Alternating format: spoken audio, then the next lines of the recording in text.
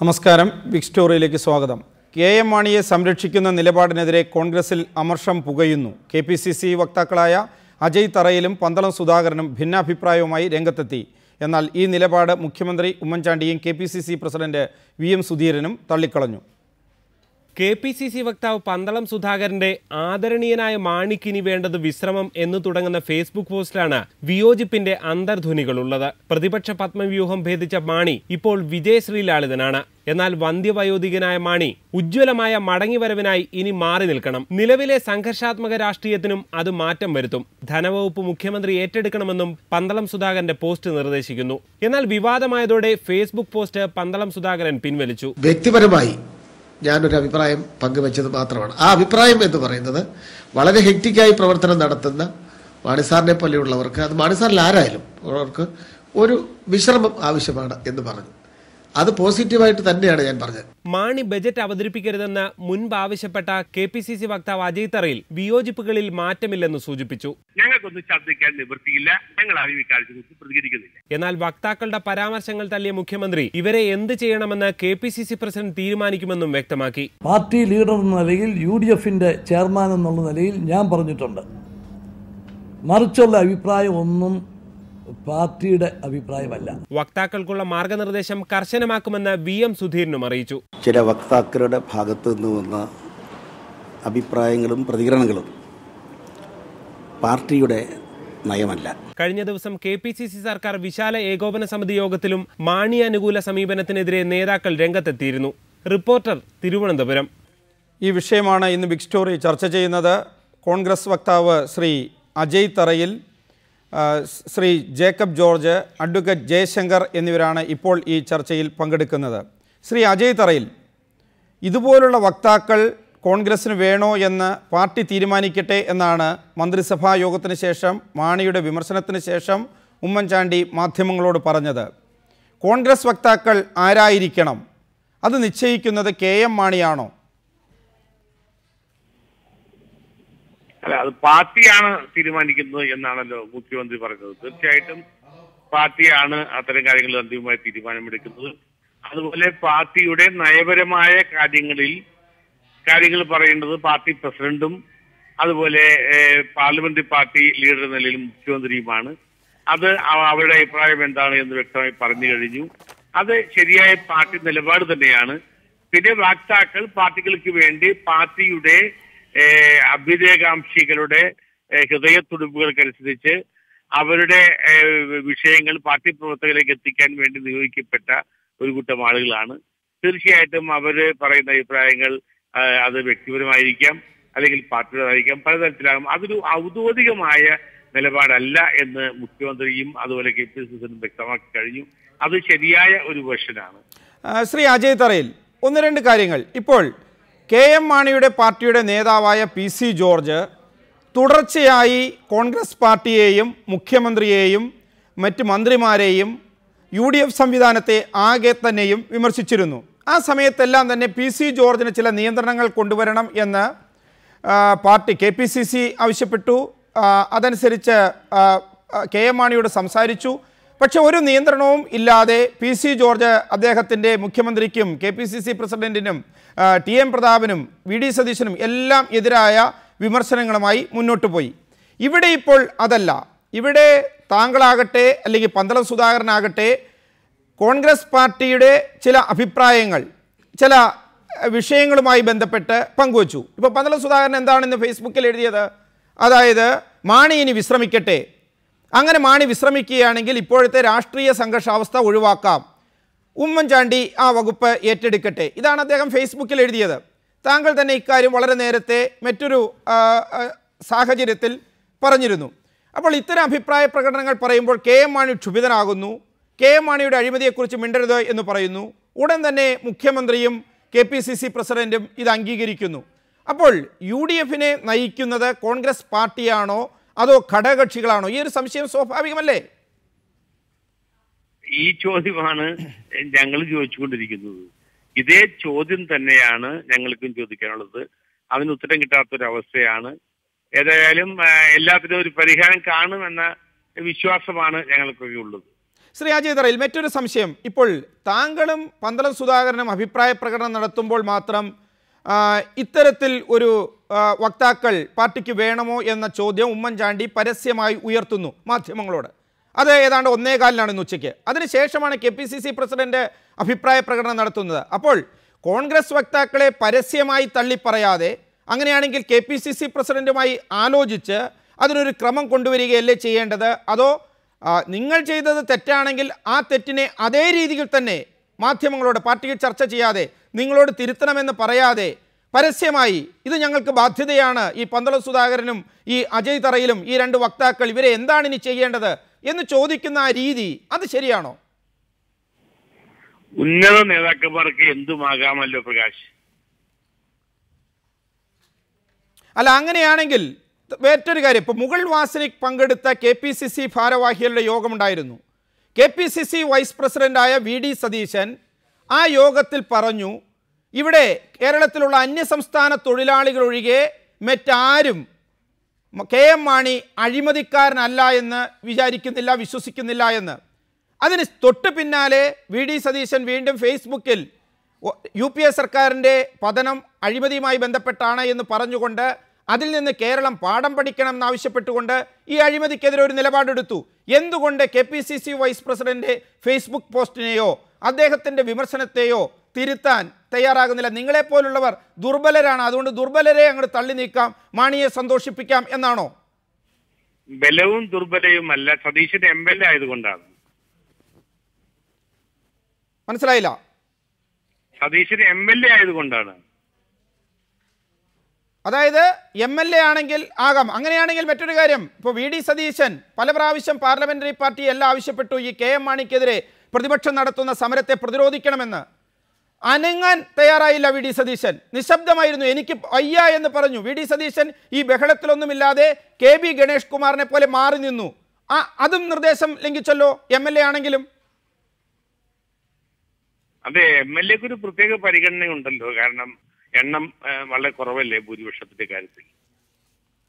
വ്യക്തമാണ്. താങ്കൾ ദയവായി തുടരണം. ശ്രീ ജോസഫ് വാഴക്കൻ, ഘടകകക്ഷികളാണ് കോൺഗ്രസിനെ നയിക്കുന്നത്, മുഖ്യമന്ത്രിയെ നയിക്കുന്നത്. കോൺഗ്രസിൻ്റെ തനതായ പരിപാടികളോ കോൺഗ്രസ് അല്ല, മറിച്ച് ഘടകകക്ഷികളെ നയിക്കുന്നത്. അതുകൊണ്ടാണ് KM മാണിക്ക് വിയോജിപ്പുള്ളപ്പോൾ പെട്ടെന്ന് 2 കോൺഗ്രസ് വക്താക്കൾ മുഖ്യമന്ത്രിക്കും KPCC പ്രസിഡന്റിനും അപ്രിയരായി മാറുന്നത്. അതെന്തുകൊണ്ട് സംഭവിക്കുന്നു? അതാണല്ലോ ഇപ്പോൾ അജയ് തറയിൽ പറയുന്നത്. അദ്ദേഹം MLA അല്ല, ഘടകകക്ഷികളുടെ സ്വാധീനത്തെ മറികടക്കാനുള്ള കഴിവുണ്ടോ എന്ന ആ ചോദ്യം അത് തന്നെയാണ് അവർക്കും ചോദിക്കാനുള്ളത് എന്ന്.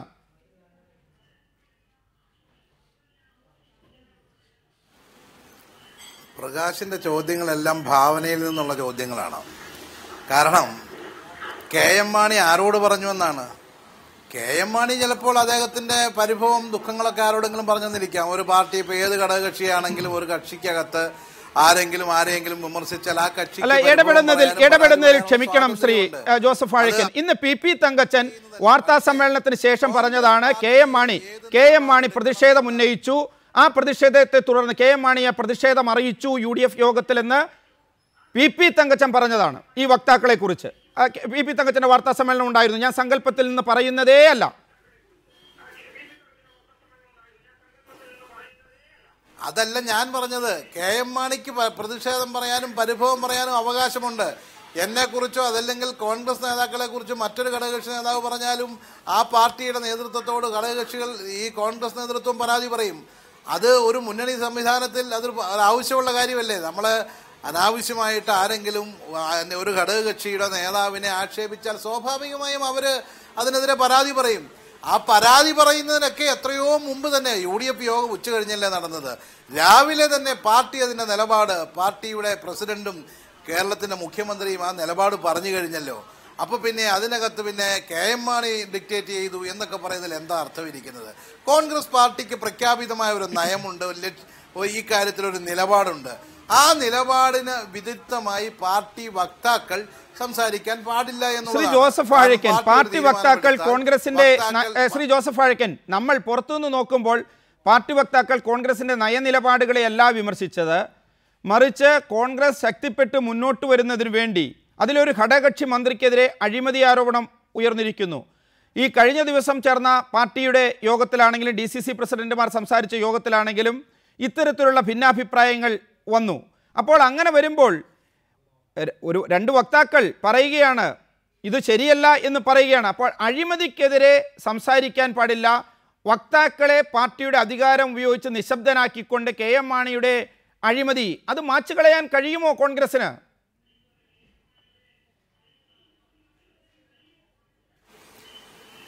ഈ വക്താക്കൾ എന്ന് പറയുന്നത് പാർട്ടി ഔദ്യോഗികമായി എടുക്കുന്ന നിലപാടുകൾ അറിയിക്കാൻ വേണ്ടിയിട്ടുള്ളവരാണ്. ഇപ്പോൾ ഒരു വ്യക്തിയായി പാർട്ടിയിൽ നിൽക്കുന്ന കോൺഗ്രസ് പാർട്ടിക്ക് വളരെ സ്വാതന്ത്ര്യം, ഇപ്പോൾ കമ്മ്യൂണിസ്റ്റ് പാർട്ടിക്കാണെങ്കിൽ ആ സ്വാതന്ത്ര്യം പോലും ഇല്ല. കോൺഗ്രസ് പാർട്ടിക്കകത്താണെങ്കിൽ ഒരു വ്യക്തിക്ക് തങ്ങളുടെ അഭിപ്രായങ്ങൾ അകത്തോ പുറത്തോ ഒക്കെ പറഞ്ഞാലും പാർട്ടി അത് അത്ര ഗൗരവമായി എടുക്കില്ല. പക്ഷെ വക്താവ് എന്നുള്ള സ്ഥാനം നമ്മൾ വഹിക്കുന്നുണ്ട് എങ്കിൽ തീർച്ചയായും പാർട്ടി പ്രസിഡന്റിനോടും പാർട്ടി കമ്മിറ്റിയുടെയും തീരുമാനമാണ് നമുക്ക് പറയാനുള്ള അവകാശമുള്ളൂ. ആ അവകാശത്തെ ലംഘിച്ചിരിക്കുന്നു. അതല്ല, ഇപ്പോൾ VD സതീശനാണെങ്കിൽ പാർട്ടി വക്താവല്ല, വേറെ ഏതെങ്കിലും വ്യക്തികൾ പാർട്ടി വക്താക്കളല്ല, അവർക്കൊക്കെ സ്വന്തം അഭിപ്രായം പറയുന്നത് പോലല്ല പാർട്ടി വക്താക്കൾ പറയുന്നത്. അത് മാത്രമാണ് ഒരു ഡിഫറൻസ്. മറ്റൊരു വക്താവാണല്ലോ ശ്രീ ജോസഫ് വാഴക്കൻ. ജോസഫ് വാഴക്കന് എന്താണ് വക്താവ് ചെയ്യേണ്ടത്? PC വിശ്വനാഥ്, ജോസഫ് വാഴക്കൻ, അതല്ലെങ്കിൽ രാജ്മോഹൻ ഉണ്ണിത്താൻ, നിങ്ങളെപ്പോലെ മറ്റു 3 വക്താക്കളാണ് അവർക്കറിയാം എന്താണ് വക്താവിൻ്റെ ചുമതല. അത് പാർട്ടിയോടും മുഖ്യമന്ത്രിയോടും ചോദിക്കുന്നത് ഇങ്ങനെ ഒരു വിഷയം ഉണ്ടായിരിക്കുന്നു, മാണിയുടെ ഒരു അഴിമതി ആരോപണം ഉണ്ടായിരിക്കുന്നു, മാണിയെ നമ്മൾ വിമർശിക്കുകയാണോ വേണ്ടത്, അല്ലെങ്കിൽ മാണിയെ നമ്മൾ പൂർണ്ണമായി മാണിയെ ന്യായീകരിക്കുകയാണോ വേണ്ടത്, എന്താണ് കോൺഗ്രസ് പാർട്ടിയുടെ താല്പര്യം? അപ്പോൾ മുഖ്യമന്ത്രിയും KPCC പ്രസിഡന്റും പറയുന്നു, അല്ലയോ ജോസഫ് വാഴക്ക, അതല്ലെങ്കിൽ PC വിശ്വനാഥേ, നമ്മളിപ്പോൾ മാണിയെ വിമർശിക്കേണ്ട, മാണിയുടെ അഴിമതി മൂടിവെക്കലാണ് ഇപ്പോഴത്തെ പാർട്ടി നയം എന്ന് പറയുമ്പോൾ അവർ പെട്ടെന്ന് അതനുസരിച്ചുള്ള യുക്തികളും കാര്യങ്ങളുമായി മുന്നോട്ട് വരുന്നു. എന്തുകൊണ്ട് ഈ പന്തളം സുധാകരനും അതുപോലെ തന്നെ താങ്കൾക്കും ആ ഒരു ബുദ്ധി, ആ ഒരു അച്ചടക്കം അതുണ്ടാകുന്നില്ല? ശ്രീ വാഴക്കൻ പറഞ്ഞതാണ് അതിൽ ശരി. വക്താക്കൾ പാർട്ടിയുടെ ഔദ്യോഗിക നിലപാട്, പാർട്ടി തീരുമാനങ്ങളും വിശദീകരിക്കേണ്ടവർ ആണ്. ശ്രീ അജയ് തറയിൽ എന്തോ പറഞ്ഞോളൂ. ആ സാഹചര്യത്തിൽ അവർക്ക് കാലഘട്ടത്തിലെ ഉണ്ടാകുന്ന രാഷ്ട്രീയ പ്രശ്നങ്ങളിൽ വ്യക്തിപരമായ ഒരു അഭിപ്രായം പറയാൻ സാഹചര്യം പറയാൻ നിർവാഹമില്ലാതെ പറഞ്ഞു പോകുന്ന ഒരു സാഹചര്യമാണ് അത്തരത്തിലൊക്കെ ഉണ്ടായിട്ടുള്ളത്. അത് പാർട്ടി വക്താവിന്റെ അഭിപ്രായമോ പാർട്ടിയുടെ അഭിപ്രായമോ അല്ല എന്ന് വ്യക്തമാക്കിയിട്ട് ഉണ്ട് പലഘട്ടത്തിൽ. ശ്രീ അജയ് തറയിൽ, താങ്കൾ പാർട്ടി വക്താവാണ്, ദീർഘകാലമായി പാർട്ടിയുടെ നേതാക്കളിൽ ഒരാളാണ്. ആ രീതിയിൽ പാർട്ടിയുടെ ചട്ടങ്ങളും കാര്യങ്ങളും അറിയാം. എന്നിട്ടും താങ്കളെപ്പോലെ ഉത്തരവാദിത്തപ്പെട്ട ഒരു സ്ഥാനത്തിരിക്കുന്നയാൾ അറിയാതെ പറഞ്ഞു പോവുകയാണ് ഈ അഴിമതിക്കെതിരെ. അത്രയും ആഴത്തിലുള്ളതാണോ ഈ അഴിമതി? അല്ല, അറിയാതെ വഴി പോകുന്നതല്ല. എന്റെയൊക്കെ ശീലങ്ങൾ 10-40 വർഷമായി ഞാനൊക്കെ വളർന്നു വന്ന രാഷ്ട്രീയ സംസ്കാരം, കേരളത്തിലെ കോൺഗ്രസ് രംഗത്ത് തത്വാധീഷ്ഠിതമായ ഒരു രാഷ്ട്രീയത്തിന്റെ, ആദർശോന്മുഖ രാഷ്ട്രീയത്തിന്റെ, അഴിമതി രഹിത രാഷ്ട്രീയത്തിന്റെ കാഴ്ചപ്പാടോടുകൂടിയാണ് ഞങ്ങളൊക്കെ വളർന്നു വന്നത്. അതിൽ നിന്ന് ഞങ്ങൾക്ക് ഇടമാറാൻ കഴിയുകയില്ല. അത് ആര് തന്നെ വിചാരിച്ചാലും ശരി, എന്ത് തന്നെ സംഭവിച്ചാലും ശരി, ഞങ്ങൾ ആരും വ്യതിചലിക്കുന്ന പ്രശ്നവുമില്ല. അത് ഒരു കാര്യം. അപ്പോൾ അത്തരം കാര്യങ്ങളോട് ആത്മാർത്ഥപ്പെടുത്താൻ പറ്റാതെ വരുമ്പോഴാണ് ഇതുപോലെ പാർട്ടി വക്താക്കൾ എന്ന് പറയുന്ന അതിർവരമ്പുകൾ ലംഘിക്കേണ്ടി വരുന്നത് എന്നൊരു കാര്യമാണ് എനിക്ക് വ്യക്തമാക്കാൻ. അതായത് താങ്കളെ പോലുള്ള കോൺഗ്രസ് പാർട്ടി നേതാക്കൾ, കോൺഗ്രസിലെ ഒരു വിഭാഗം നേതാക്കൾ അഴിമതിക്ക്, അതുപോലെ തെറ്റായ കാര്യങ്ങൾക്ക്, ഘടകകക്ഷികൾ ചെയ്യുന്ന തെറ്റുകൾക്ക്, അല്ലെങ്കിൽ കോൺഗ്രസ് പാർട്ടിയിൽ തന്നെ അധികാരത്തിൽ വരുമ്പോൾ ചെയ്യുന്ന തെറ്റുകൾ, അത് ജനങ്ങളെ പാർട്ടിയിൽ നിന്ന് അകറ്റുന്നത്, ഇത് മനസ്സിലാക്കി സമയാസമയങ്ങളിൽ പ്രതികരിച്ച ഒരു പാരമ്പര്യവും ചരിത്രവുമാണുള്ളത്. അതുകൊണ്ട് താങ്കൾ KM മാണിയുടെ ഈ അഴിമതി, ആ മാണിക്കെതിരെ വരുന്ന ജനവികാരം അത് കണ്ട് മനസ്സിലാക്കി അറിയാതെ പറഞ്ഞു പോകുന്നു. അങ്ങനെ അറിയാതെ പറഞ്ഞു പോകുമ്പോൾ പറ്റില്ല, ഇനി നിങ്ങൾ പറയരുത് മാണി അഴിമതിക്കാരനല്ല എന്ന് ഉമ്മൻചാണ്ടി പറഞ്ഞത് തത്തയെപ്പോലെ ആവർത്തിക്കണമെന്ന് പറഞ്ഞാൽ അതനുസരിക്കുമോ, അതോ മിണ്ടാതിരിക്കുമോ, അതോ വിരുദ്ധാഭിപ്രായം വീണ്ടും പറയുമോ? അത് പാർട്ടി നിബന്ധനകൾക്ക് വിധേയമായി നിൽക്കും. ഏതായാലും അഭിപ്രായം മാറ്റി പറയില്ല, പക്ഷെ ചിലപ്പോൾ മിണ്ടാതിരുന്നു വരാം. ദയവായി തുടരുക. അഡ്വക്കേറ്റ് ജയശങ്കർ, എന്താണ് താങ്കൾക്ക് ഇതിൽ നിന്ന് മനസ്സിലായത്? ശ്രീ ഉമ്മൻചാണ്ടി കെ.എം. മാണിയെ പിന്തുണയ്ക്കുന്നത് ന്യായമാണ്. കാരണം അദ്ദേഹത്തിന്റെ ക്യാബിനറ്റിലെ പ്രധാനപ്പെട്ട ഒരു അംഗമാണ്. ധനകാര്യ വകുപ്പ് കൈയാളുന്ന വ്യക്തിക്കെതിരായിട്ട് ആരോപണം ഉയർന്നിരിക്കുകയാണ്. അദ്ദേഹവും അദ്ദേഹത്തോടൊപ്പമുള്ളവരും ഇതിവിടെ അഴിമതിയെ ഉണ്ടായിട്ടില്ല, കെ.എം. മാണി പരിശുദ്ധനാണ്, മാർപ്പാപ്പയുടെ അടുത്ത വരവിന് അദ്ദേഹത്തെ വിശുദ്ധനായിട്ട് പ്രഖ്യാപിക്കാൻ പോകണമെന്ന് പറയുന്നത് ന്യായമാണ്. അതുകൊണ്ടാണല്ലോ ഈ 13ാമതും അദ്ദേഹം തന്നെ ബഡ്ജറ്റ് അവതരിപ്പിച്ചു. പക്ഷെ എനിക്ക് അത്ഭുതം ശ്രീ വി.എം. സുധീറിന്റെ കാര്യത്തിലാണ്.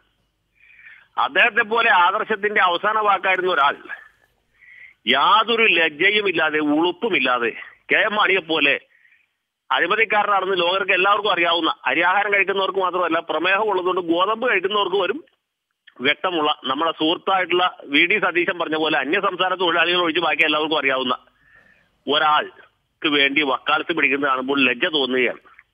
ഞാൻ തന്നെ ഈ വി.എം. സുധീറിനെ എല്ലാ ചർച്ചയിലും പിന്തുണച്ച് സംസാരിക്കുന്ന ഒരാളാണ്. അദ്ദേഹം KPCC പ്രസിഡന്റ് ആകുന്നതിന് മുമ്പ് എന്തായിരുന്നു അദ്ദേഹത്തിന്റെ നിലപാട് നമുക്ക് എല്ലാവർക്കും അറിയാം. അദ്ദേഹം ആറന്മുള വിമാനത്താവളത്തെ എതിർത്തു, അദ്ദേഹം എൻഡോ സൽഫാനെ എതിർത്തു, അദ്ദേഹം മൂലംപള്ളി കുടിയിറക്കിനെ എതിർത്തു, അദ്ദേഹം അഴിമതി എതിർത്തു. കുഞ്ഞാലിക്കുട്ടിക്കെതിരെ 10 കൊല്ലം മുമ്പ് ഇതുപോലെ സമയത്ത് ലൈംഗിക ആരോപണം ഉണ്ടായപ്പോൾ കേരളത്തിലെ ഒരേ ഒരു കോൺഗ്രസ് നേതാവ് മാത്രമാണ് കുഞ്ഞാലിക്കുട്ടി രാജിവെക്കണം എന്ന് പറഞ്ഞത്. അത് ഈ സുധീറിനായിരുന്നു. സുധീറിന് ഇപ്പൊ അതൊന്നും ഓർമ്മയില്ല. KPCC പ്രസിഡന്റ് എന്ന് പറഞ്ഞ ഒരു എക്സാൾട്ടഡ് പൊസിഷനിൽ എത്തിയപ്പോൾ അദ്ദേഹം ഇതുവരെ ഉണ്ടായിരുന്ന എല്ലാ ആദർശവും പരണത്ത് വെച്ചു. ഇപ്പോൾ കെ.എം. മാണിക്ക് വേണ്ടി അദ്ദേഹം പിന്തുണ ഓശാന പാടുകയാണ്, നാണമാകുകയാണ്. വി.എം. സുധീറിന് ഈ നിലയിലേക്ക് അധപ്പതിക്കാമെങ്കിൽ എനിക്ക് പിന്നെ ഒന്നും പറയാനില്ല. കാരണം എന്താ വെച്ചാൽ ഈ പന്തളം സുധാകരനും അതുപോലെ അജയ് തറയിലിനും വി.ഡി. സതീശനും ബൽറാമിനും ഒക്കെ ഒരു ധാർമ്മിക പിന്തുണ, രാഷ്ട്രീയ പിന്തുണ കൊടുക്കേണ്ട ആളാണ് സുധീരൻ. അദ്ദേഹം ഇനി എന്തിനാ പേടിക്കുന്നത്? അദ്ദേഹം ആരെയാണ് പേടിക്കുന്നത്? കെ.എം. മാണിയെ പേടിച്ച് സുധീരൻ അതേപോലെ ഒരാള് മാളത്തിൽ ഒളിക്കേണ്ട ആവശ്യമുണ്ടോ? മദ്യനയത്തിന്റെ കാര്യത്തിൽ ഒഴിച്ച് ബാക്കി എല്ലാ കാര്യത്തിലും അദ്ദേഹത്തിന് ഇതിനോട് യോജിപ്പാണ്. എന്തൊരു അപമാനകരമായിട്ടുള്ള സാഹചര്യം നിങ്ങൾ ആലോചിച്ചു. ഉമ്മൻചാണ്ടിയെ വിടൂ, മറ്റെല്ലാവരും വിടൂ. വി.എം. സുധീറിന്റെ ഈ ഒരു ദയനീയമായ പതനമാണ് എന്നെ വേദനിപ്പിക്കുന്നത്. ദയവായി തുടരണം. ശ്രീ ആനത്തലവട്ടം ആനന്ദൻ, നിങ്ങൾ പറഞ്ഞിരുന്ന രാഷ്ട്രീയം, നിങ്ങൾ നടത്തിക്കൊണ്ടിരിക്കുന്ന സമരം, ആ സമരം ശരിയാണ് എന്ന ഒരു അഭിപ്രായം കോൺഗ്രസ് പാർട്ടിയിൽ നിന്ന് ഉയരുകയാണ്. കാരണം മാണി തൽക്കാലം അവധിയിൽ പോകൂ, ഉമ്മൻചാണ്ടി ആ വകുപ്പ് എടുക്കട്ടെ, രാഷ്ട്രീയ സംഘർഷം ഒഴിവാകട്ടെ. അത് പന്തളം സുധാകരൻ പറയുമ്പോൾ അഴിമതിക്കെതിരെ എൻ്റെ പാർട്ടിയിൽ ഇപ്പോൾ സംസാരിക്കാൻ കഴിയില്ല, കാരണം അതിനുവേണ്ടി വാ തുറന്നാൽ അത് പാർട്ടി അച്ചടക്കത്തിൻ്റെ ലംഘനമാകും എന്ന ആ വാൾ, അത് ഉമ്മൻചാണ്ടി മാത്രമല്ല അഴിമതി വിരുദ്ധ സമരത്തിൻ്റെ അപ്പോസ്തോലൻ എന്ന് സ്വയം പറയുന്ന വി.എം. സുധീരനും ഉമ്മൻചാണ്ടി പറയുമ്പോഴേക്കും ഏറാമൂളിയായി ചാടി എഴുന്നേറ്റ് വാളുമായി രംഗത്ത് വരുന്ന വിചിത്രാവസ്ഥ. ആ വിചിത്രാവസ്ഥയിൽ നിങ്ങൾക്ക് കോൺഗ്രസ് പാർട്ടിയിൽ ഒരു വിഭാഗത്തിൻ്റെ, നിങ്ങൾ പറയുന്ന ചില കാര്യങ്ങൾ ന്യായമാണ് എന്ന് വി.ഡി. സതീശൻ, അജയ് തറയിൽ, പന്തളം സുധാകരൻ പിന്തുണ ഏറുകയാണ്.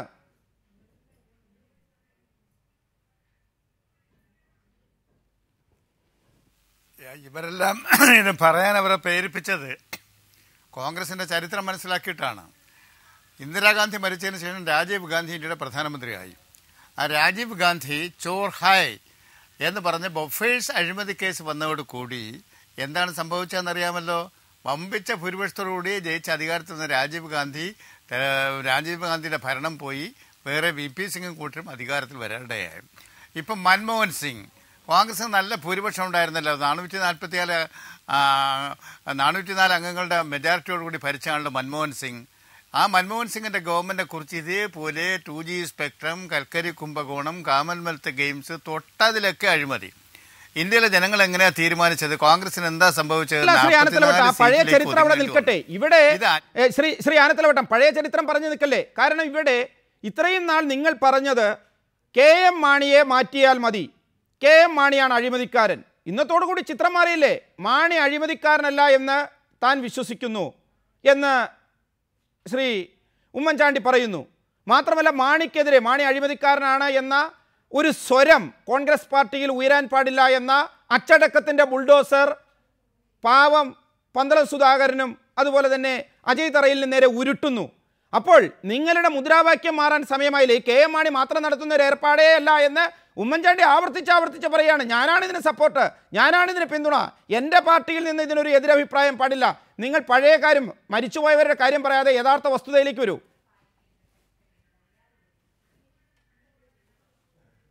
ഞാൻ അതിലേക്കാണ് വരുന്നത് പ്രകാശ്. അത് ആ ചരിത്രം അറിയാവുന്നതുകൊണ്ടാണ് സുധീരനും സതീശനും അജയ് തറയിലും എല്ലാം ആ ഗതികേട് ഉമ്മൻചാണ്ടിയുടെ ഗവൺമെൻറ് UDF ഗവൺമെൻറ് ഉണ്ടാവും, കോൺഗ്രസ് നിലംപതിക്കും, അതിൽ നിന്ന് രക്ഷപ്പെടാൻ വേണ്ടിയിട്ടാണ് അവരിത് പറയുന്നത്. ഇതിൽ പ്രതിപട്ടികയിൽ KM മാണി മാത്രമല്ല, ഇതിലെ മുഴുവൻ കൊള്ളരുതായ്മകളെയും സംരക്ഷിക്കുന്ന ഉമ്മൻചാണ്ടി ഇക്കാര്യത്തിൽ ഉണ്ട് എന്ന് ഞങ്ങൾ ആദ്യം തൊട്ടേ പറയുന്നതാണ്. അന്ന് അജയ് തറയിൽ നിന്നും സുധാകരനും അതേപോലെ നിങ്ങൾ പറയുന്ന കാര്യം തന്നെയാണ്. നിങ്ങൾ പറയുന്നത് KM മാണി മാറി നിൽക്കുന്നു, ഉമ്മൻചാണ്ടി ബജറ്റ് അവതരിപ്പിക്കട്ടെ, ഇത് തന്നെയാണ് പന്തളം സുധാകരൻ പറഞ്ഞത്. മാണി അവധിയിൽ പോകൂ, മറിച്ച് ഉമ്മൻചാണ്ടി ഏക്കട്ടെ. പക്ഷെ ഉമ്മൻചാണ്ടി പറയുന്നു അങ്ങനെയല്ല, മാണി അഴിമതിക്കാരനല്ല, മുഖ്യമന്ത്രി എന്ന നിലയിൽ അദ്ദേഹത്തിന് വിശ്വാസമുണ്ട്, എൻ്റെ പാർട്ടിയിൽ നിന്ന് അതുകൊണ്ട് തന്നെ മാണിക്കെതിരെ ഒരു എതിരഭിപ്രായം ഉയരാൻ പാടില്ല, UDFിൽ നിന്ന് ഉയരാൻ പാടില്ല എന്ന് പറഞ്ഞ് മാണിയെ കൊണ്ട് ഈ ബജറ്റ് അവതരിപ്പിക്കൽ മാത്രമല്ല മാണിയെ സംരക്ഷിക്കുന്ന ഉമ്മൻചാണ്ടി. ആ ഉമ്മൻചാണ്ടിയോട് ബജറ്റ് അവതരിപ്പിക്കാൻ പറയുമ്പോൾ മാണി അവതരിപ്പിച്ചാലും ഉമ്മൻചാണ്ടി അവതരിപ്പിച്ചാലും ഒന്ന് തന്നെയല്ലേ ശ്രീ ആനത്തലവട്ടം ആനന്ദൻ? അതുകൊണ്ട് ഉമ്മൻചാണ്ടിയാണോ മാണിയാണോ, ആരാണ് മുഖ്യപ്രതി? രണ്ടും പ്രതികളാണ്, ഒന്നും രണ്ടും പ്രതികളാണ്. ഒന്നാം പ്രതി ഈ അഴിമതികളെ മുഴുവൻ സംരക്ഷിക്കുന്ന ശ്രീ ഉമ്മൻചാണ്ടിയാണ്. ഉമ്മൻചാണ്ടിയുടെ കൂട്ടത്തിൽ ഉമ്മൻചാണ്ടിക്കെതിരെ എത്ര കേസുകളാണ് വന്നത്? സോളാർ കേസ് ഉൾപ്പെടെയുള്ള നിരവധി കേസുകളിൽ, palm oil case, titanium case, ഇതെല്ലാം കേസിൽ പ്രതിയായിട്ടുള്ള Oommen Chandy number 1. Number 2 KM Mani budget അവതരിപ്പിക്കാൻ പാടില്ലെന്ന് പറഞ്ഞത് KM മാണിയും ഇതേപോലെ വിജിലൻസിന്റെ FIR വിശദീകരിച്ചാണ്. ദയവായി തുടരുക. ശ്രീ ജേക്കബ് ജോർജ്, രണ്ട് കാര്യങ്ങൾ. ഒന്ന്, KM മാണിയിൽ മുഖ്യമന്ത്രിക്ക് പൂർണ്ണ വിശ്വാസം, അവിശ്വാസമുള്ള കോൺഗ്രസ്സുകാർ മിണ്ടിപ്പോരുത്. രണ്ട്, KM മാണി പറയുന്നു താൻ കുറ്റപത്രം കിട്ടിയാലും രാജിവെക്കുന്ന പ്രശ്നമേ ഇല്ല എന്ന്. അപ്പോൾ PP തങ്കച്ചൻ പറയുന്നു അത് കുറ്റപത്രം വരുമ്പോൾ അപ്പോൾ UDF ചർച്ച ചെയ്യുമെന്ന്. ഉമ്മൻചാണ്ടി ഇപ്പോഴേ കുറ്റവിമുക്തനാക്കി, അന്വേഷണത്തിൽ ഒന്നും തന്നെ മാണിക്കെതിരെ കണ്ടെത്തിയിട്ടില്ല എന്ന് ഇന്ന് മന്ത്രിസഭാ യോഗത്തിന് ശേഷം പറഞ്ഞു. അങ്ങനെ വരുമ്പോൾ PP തങ്കച്ചനെ പോലുള്ള UDF കൺവീനർ അന്നത് ചർച്ച ചെയ്യും എന്ന് പറഞ്ഞാൽ നടക്കാൻ പോകുന്ന കാര്യമാണോ?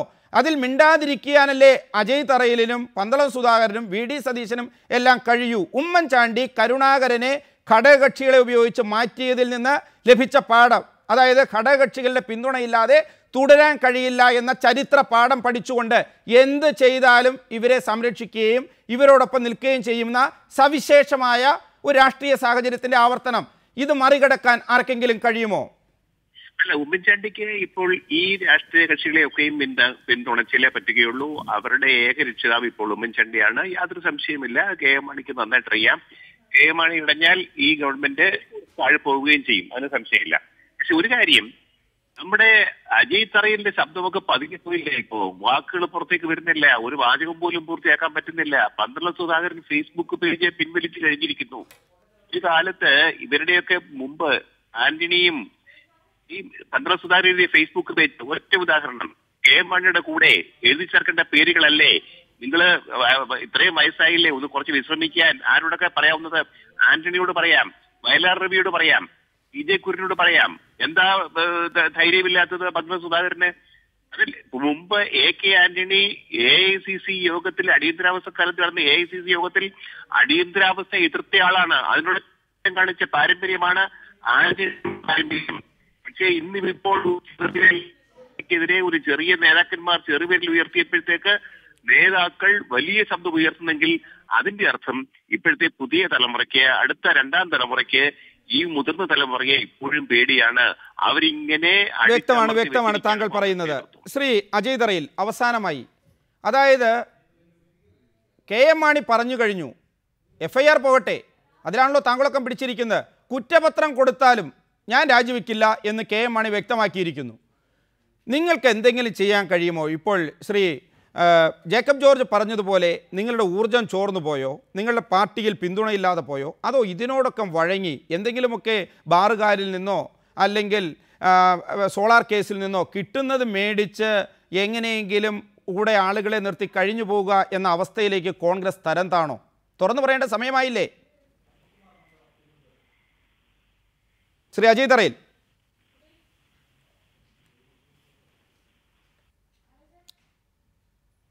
അജയ് തറയിൽ ഇതിന് മറുപടി പറഞ്ഞാൽ ചിലപ്പോൾ ഉമ്മൻചാണ്ടി അദ്ദേഹത്തെ നാളെ തന്നെ പാർട്ടിയിൽ നിന്ന് പുറത്താക്കും എന്ന് പേടിച്ച് സ്ഥലം വിട്ടു കഴിഞ്ഞിരിക്കുന്നു. ശ്രീ ജോസഫ് വാഴക്കൻ, കോൺഗ്രസിൻ്റെ ഇപ്പോഴത്തെ അവസ്ഥയെക്കുറിച്ച് ചുരുങ്ങിയ വാക്കുകളിൽ മറുപടി.